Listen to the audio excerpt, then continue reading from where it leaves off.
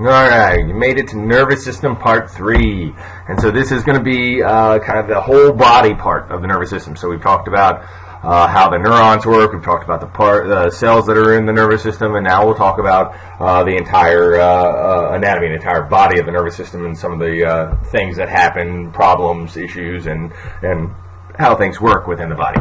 Right. So first, so structurally, we'll go through some different parts. We got the nerves. The nerves contain the dendrites of sensory neurons, axons of motor neurons, and both bundled in connective tissue. So nerves are just are all our neurons and neuroglial cells surrounded and protected by connective tissue. Within our nerves, our peripheral nerves, we have our Schwann cells that wrap around the axons to create the myelin sheath. And that myelin sheath acts like an insulator that speeds along those action potentials, like we've talked about before.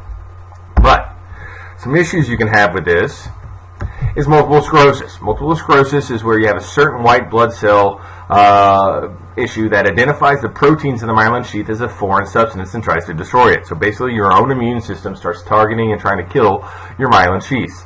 And by destroying the myelin sheaths, it causes a disruption in the information flow, causes short circuits, causes the slowing of the signals going through, and your body is very adapted. You've had years and years and years of experience of knowing exactly how long it takes those signals, so that you got all your coordination is based on everything working together and everything moving at the same timing. When you start getting these abnormalities in there, your coordination, everything starts getting messed up, and it starts causing issues.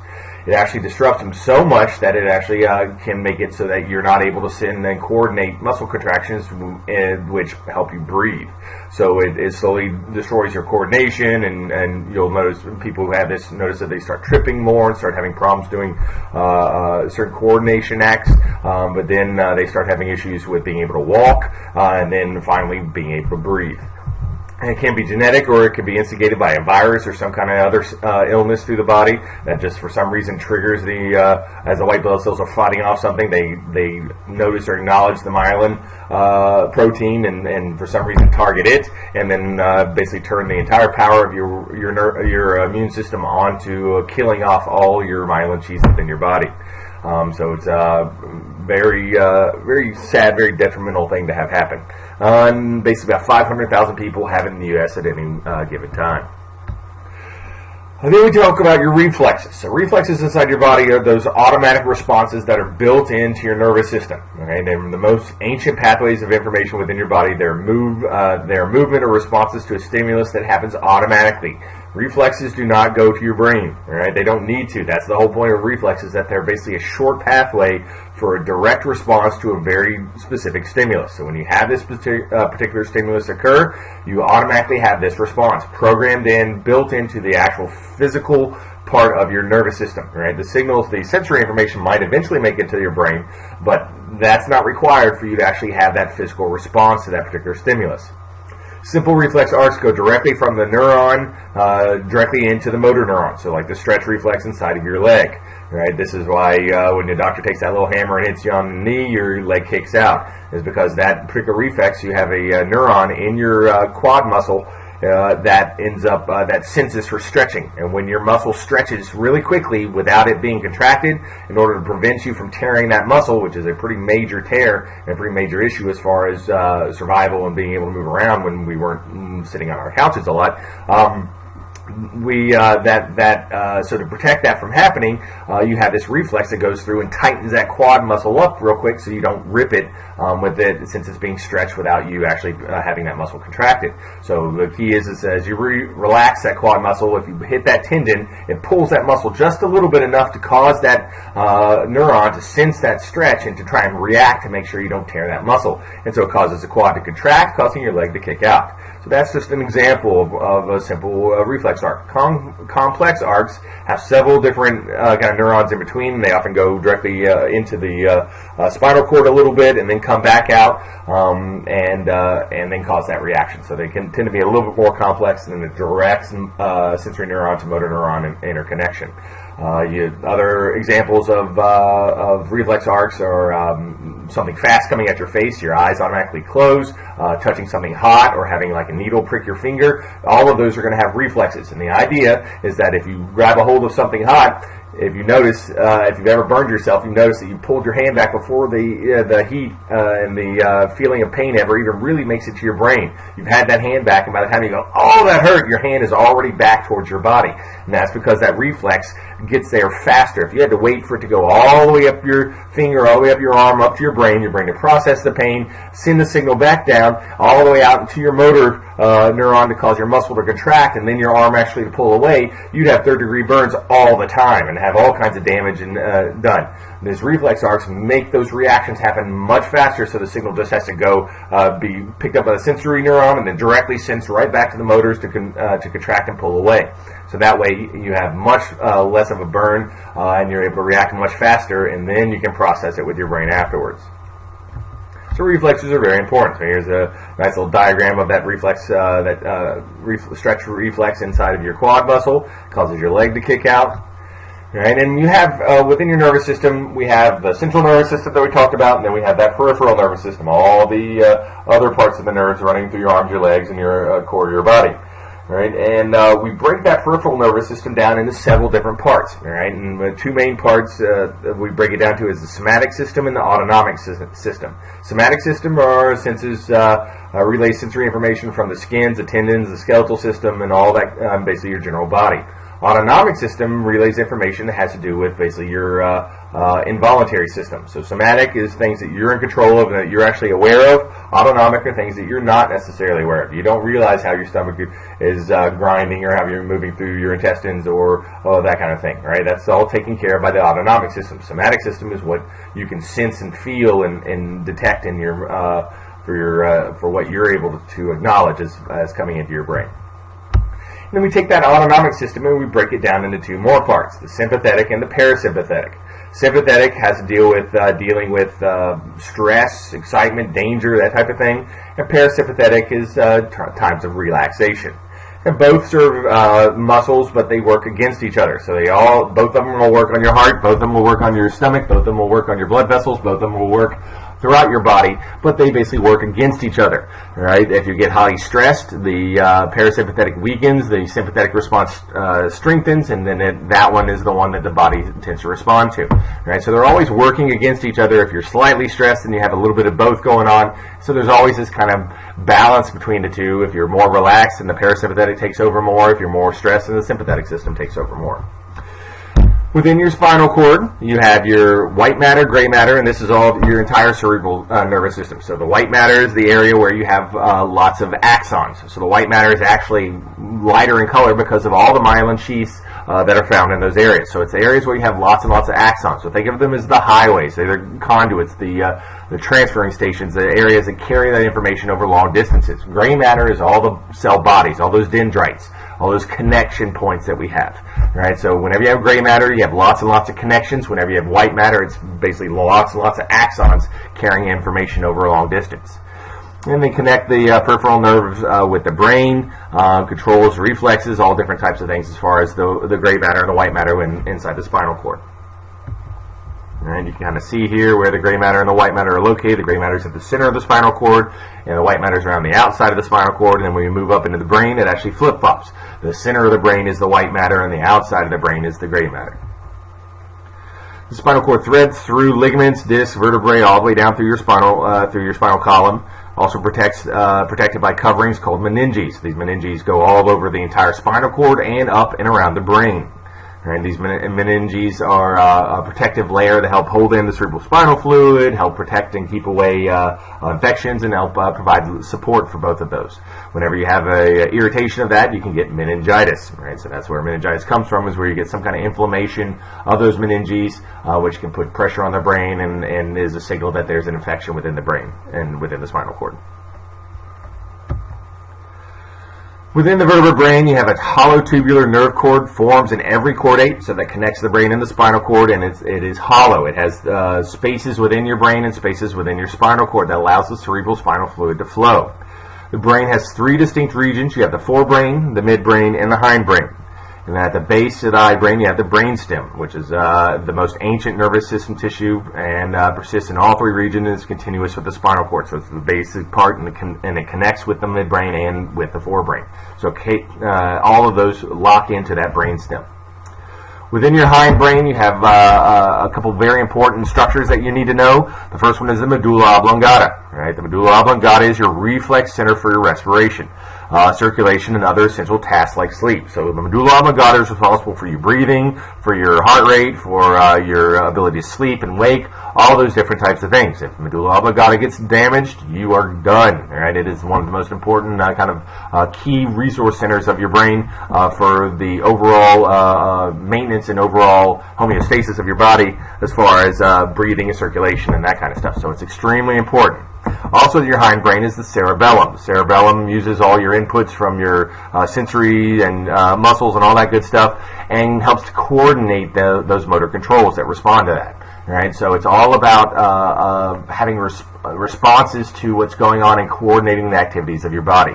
So it helps with that coordination with the ideas of walking and moving and all the sports that you play. This is what you program whenever you're doing any kind of sport. The swing of a bat, the swing of a golf club, the free throw on a basketball shot, right? The free throw shot, right? All of those are basically programmed things. And the best athletes in the world will tell you that the best way to make those types of things and do those types of things is to be able to shut your brain off. Right? You basically shut your forebrain off, your thought, and you allow the cerebellum to take over control. It takes approximately 10,000 repetitions to get it locked in your cerebellum. Right? So you have to do these actions over and over and over again, but this repetition builds basically a memory bank within your cerebellum and programs your cerebellum with that particular movement. If you continue that particular movement 10,000 times or more, it basically programs that into your brain so that your body will automatically do that response without you having to think about it.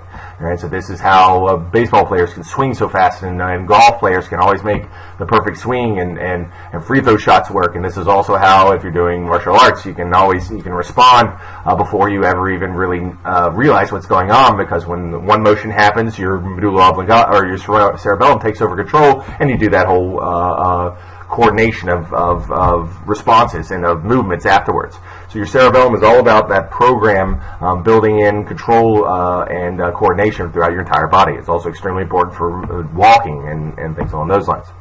And the last part of your hindbrain is your pons, which controls signal flow between the cerebellum and the forebrain and helps to coordinate those two.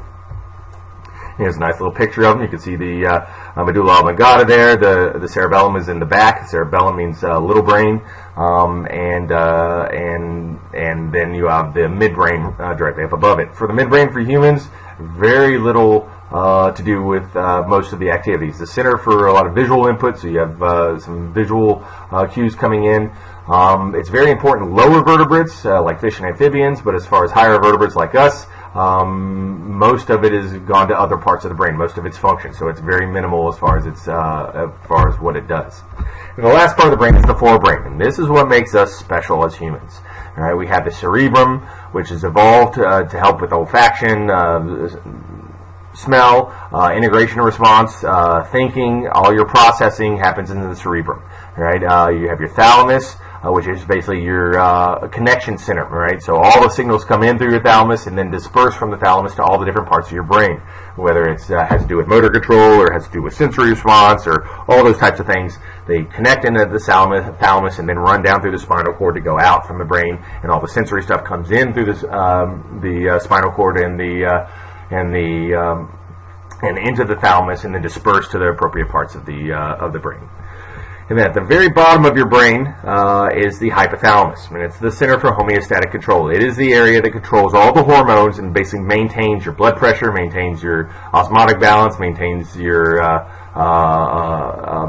ability to reproduce, and all your whole reproductive system. All of the things that need to be maintained through hormone control and coordination of the entire body. The hypothalamus is what does that. It helps to do your thermoregulation for your temperature. All that kind of stuff is done through the hypothalamus. Now, your brain has lots and lots of blood flowing through it, but if everything in your blood had access to your brain, you'd have brain infections all the time and would not be doing so well. So you have this very, very important structure called the blood-brain barrier. Right? The blood-brain barrier is basically this separator between the blood and your brain to help prevent infections and other things from making it into your brain. Right? It protects the spinal cord and brain from harmful substances. It has some control over what solutes enter the cerebral spinal fluid, which is the fluid surrounding the brain and the spinal cord. and it's made up of tight junctions, like we talked about before, that require most materials to have to pass through the cell in order to get to the brain. So everything that needs to make it to the brain literally has to pass through these cells that surround the blood vessels and make it so that they literally they get filtered through and have to go through these cells in order to make it to the brain. So it makes it very difficult for infections and other harmful substances to make it through. Right, so you got a nice little picture here. It kind of shows how the blood vessels are surrounded by these tissues, and that these tissues help kind of seal up and prevent things from making it out of the blood and actually to the brain unless they're supposed to. The cerebrum is set into hemispheres, each getting input and controlling the opposite side of the body. So the right hemisphere controls the left side, the left hemisphere controls the right side.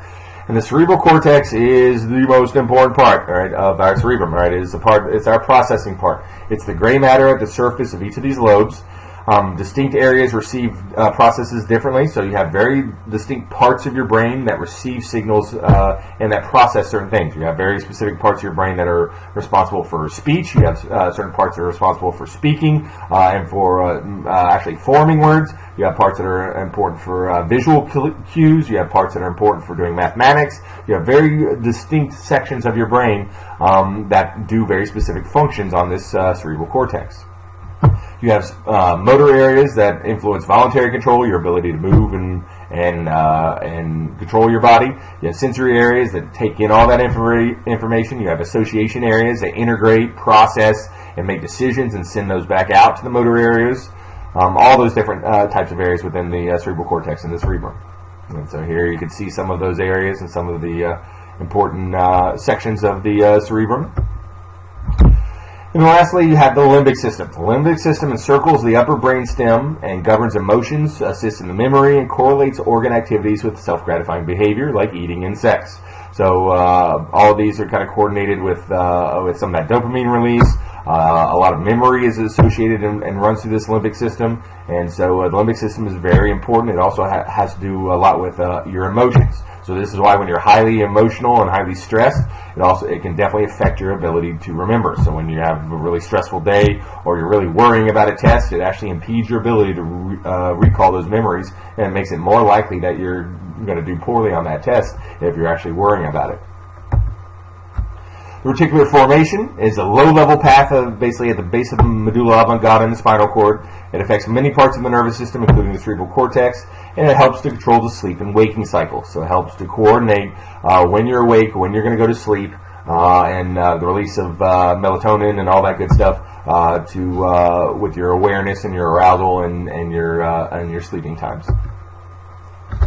When we talk about memories, we have three types of memories. We have long-term memory, short-term memory, and declarative memory. All right. So long-term memory or short-term memory lasts from seconds to only a couple of hours, and then if it's important enough, you get enough repetition to build up those connections, it moves into long-term memory. Right. The short-term memory only lasts for a short period of time, and unless you get lots of repetition and are able to move it into that long-term memory. Right. Declarative memory is one that's specifically involved with remembering facts. So this is your ability to memorize, basically using that short-term memory and hold on that information of those facts for a short period of time. All of this is affected again by the emotional and physical state of your being and that limbic system. Aha! All right, I gotta stop that. All right, drugs. Drugs, you need to know the definition of addiction. Right? Addiction is an important part. It's a chemical dependence in which a drug has assumed an essential role in the body.